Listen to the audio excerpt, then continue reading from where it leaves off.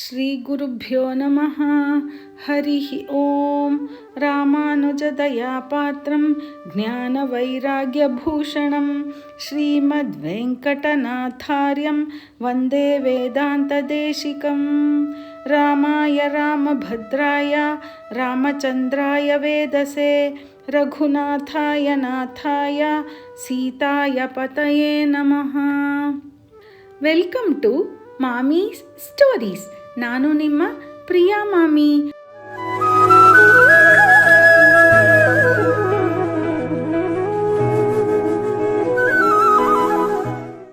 ಇವತ್ತಿನ ದಿನ ಬಾಲಕಾಂಡದ ಅಧ್ಯಾಯದಿಂದ ತಾಟಕಿ ಮತ್ತು ಸುಬಾಹು ಇವರ ಸಂಹಾರ ಅನ್ನೋದನ್ನು ನೋಡೋಣ ಮಕ್ಕಳೇ. ಸರಿ, ಮಹರ್ಷಿ ವಿಶ್ವಾಮಿತ್ರರು ರಾಜಕುಮಾರರನ್ನು ಕರೆದುಕೊಂಡು ಕಾಡಿನಲ್ಲಿ ನಡೆಯುತ್ತಾ ಹೋಗ್ತಾರೆ. ದಾರಿಯಲ್ಲಿ ಹೋಗುವಾಗ ಸಾಧು ಸಂತರಿಗೆ, ಋಷಿಗಳಿಗೆ, ಮುನಿಗಳಿಗೆ ರಾಕ್ಷಸರುಗಳೆಲ್ಲ ಹೇಗೆಲ್ಲ ತೊಂದರೆ ಕೊಡ್ತಾರೆ ಅಂತ ವಿವರಿಸುತ್ತಾ ಹೋಗ್ತಾ ಇರ್ತಾರೆ ವಿಶ್ವಾಮಿತ್ರರು. ಆಗ ಇದ್ದಕ್ಕಿದ್ದ ಹಾಗೆ ಆಕಾಶದಲ್ಲಿ ಗುಡುಗಿನ ಸದ್ದು ಕೇಳಿಬರುತ್ತೆ. ಒಂದೇ ಕ್ಷಣದಲ್ಲಿ ಪರ್ವತಾಕಾರವಾಗಿ, ಅಂದರೆ ದೊಡ್ಡ ಬೆಟ್ಟದ ಹಾಗೆ ಇರುವ ರಾಕ್ಷಸಿಯೊಬ್ಬಳು ಅವರ ದಾರಿಗೆ ಅಡ್ಡವಾಗಿ ಬಂದು ನಿಲ್ತಾಳೆ. ಅವಳು ಮಹರ್ಷಿಗಳನ್ನು ಅಣಗಿಸಿಕೊಂಡು ಹೇಳ್ತಾಳೆ, ಓಹೋ, ಹಾಗಾದರೆ ನಿಮ್ಮ ರಕ್ಷಣೆಗೋಸ್ಕರ ಈ ಎಳೆಯ ಮಕ್ಕಳನ್ನು ಕರೆದುಕೊಂಡು ಬಂದಿದ್ದೀರಾ? ನಾನು ಇವರನ್ನು ಬಾಳೆಹಣ್ಣಿನ ಹಾಗೆ ಸುಲಿದು ತಿಂದೇ ಬಿಡ್ತೀನಿ. ಆಗ ಬೇರೆ ಯಾರನ್ನು ಕರೆದುಕೊಂಡು ಬರ್ತೀರಾ ಅಂತ ಕೇಳ್ತಾಳೆ. ಆಗ ಅವಳು ರಾಮ ಲಕ್ಷ್ಮಣರ ಮೇಲೆ ಬೀಳೋಕೆ ಅಂತ ಬರ್ತಾಳೆ.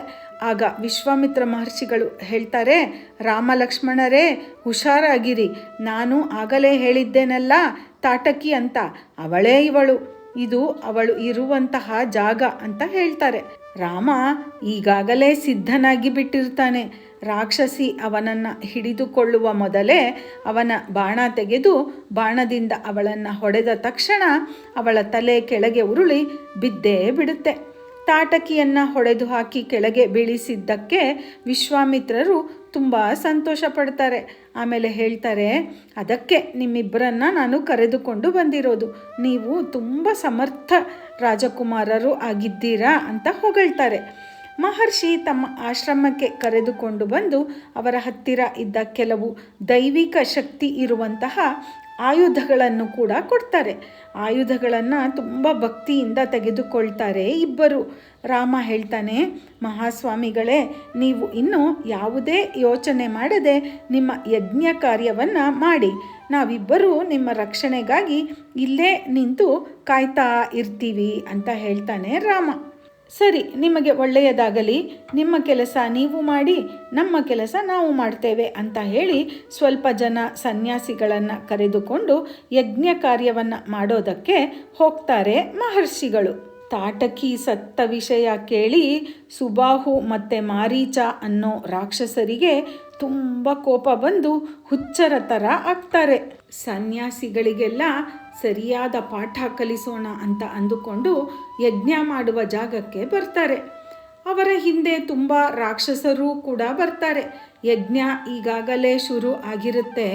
ಆ ರಾಕ್ಷಸರು ಯಜ್ಞಕುಂಡದ ಒಳಗೆ ಮೂಳೆ, ಮಾಂಸ, ಎಂಜಲು ಮಾಡಿರುವ ಆಹಾರ ಪದಾರ್ಥಗಳು ಎಲ್ಲವನ್ನ ಎಸೆಯುತ್ತಾ ಯಜ್ಞ ಕಾರ್ಯಕ್ಕೆ ತುಂಬ ತೊಂದರೆ ಕೊಡೋಕೆ ಆರಂಭಿಸ್ತಾರೆ.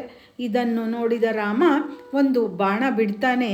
ಅದು ಯಜ್ಞದ ಮೇಲೆ ಗಿರಿಗಿರಿ ಅಂತ ಸುತ್ತುತ್ತಾ ಒಂದು ಕೊಡೆಯ ಹಾಗೆ ಹೋಗಿ ನಿಂತುಕೊಳ್ಳುತ್ತೆ. ರಾಕ್ಷಸರು ಎಸೆದ ಪದಾರ್ಥಗಳೆಲ್ಲ ತಳ್ಳಿದಂತೆ ಆಗಿ ದೂರ ಹೋಗಿ ಬೀಳುತ್ತೆ.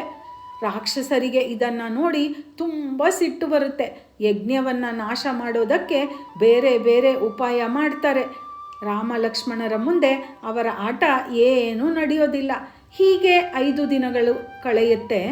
6ನೆಯ ದಿನ ಯಜ್ಞ ಪೂರ್ಣ ಆಗಬೇಕಿರುತ್ತೆ. 6ನೇ ದಿನ ಸನ್ಯಾಸಿಗಳ ಮೇಲೇ ಹಾಳಾದ ಪದಾರ್ಥಗಳನ್ನು, ಮಾಂಸಗಳನ್ನು, ಮೂಳೆಗಳನ್ನು ಎಸೆಯೋದಕ್ಕೆ ಶುರು ಮಾಡ್ತಾರೆ ರಾಕ್ಷಸರು. ಇದಾದ ಮೇಲೆ ಆಯುಧಗಳಿಂದ ಋಷಿಗಳನ್ನೆಲ್ಲ ಹೊಡೆದು ಸಾಯಿಸಬೇಕು ಅಂತ ಕೂಡ ಉಪಾಯ ಮಾಡಿರ್ತಾರೆ.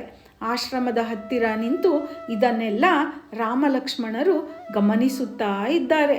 ಆಗ ರಾಮ ಹೇಳ್ತಾನೆ ಲಕ್ಷ್ಮಣನಿಗೆ, ಇಷ್ಟು ದಿನ ಅವರಿಗೆಲ್ಲ ನಾವು ಕೊಟ್ಟ ಶಿಕ್ಷೆ ಸಾಲದು. ಈಗ ಅವರು ನಮ್ಮ ಕೈಯಲ್ಲಿ ಸಾಯೋಕೆ ಅಂತಾನೇ ಬಂದಿದ್ದಾರೆ.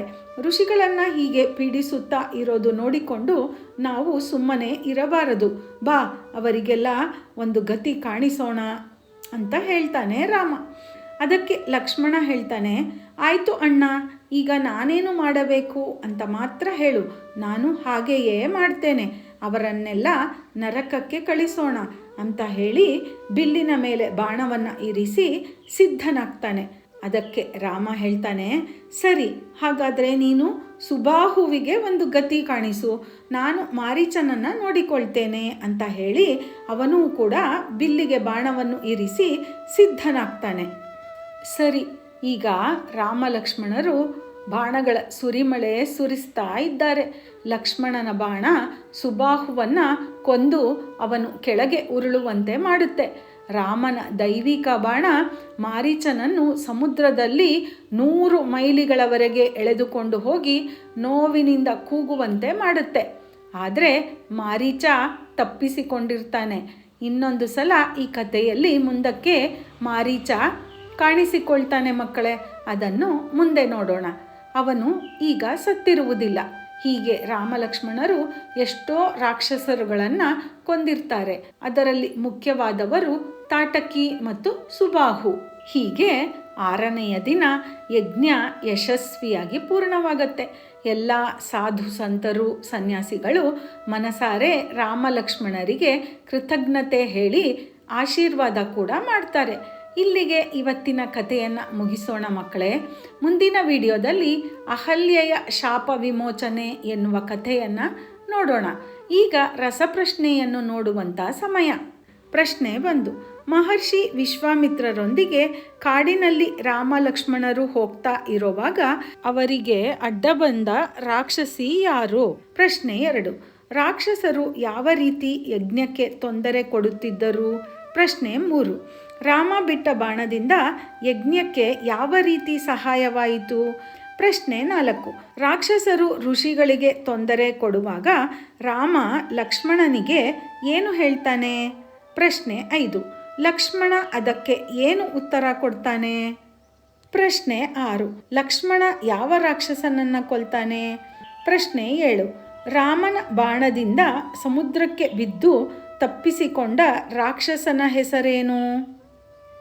ಈ ಎಲ್ಲ ಪ್ರಶ್ನೆಗಳಿಗೂ ಉತ್ತರ ನಿಮಗೆ ಗೊತ್ತಿದೆ ಅಲ್ವಾ ಮಕ್ಕಳೇ?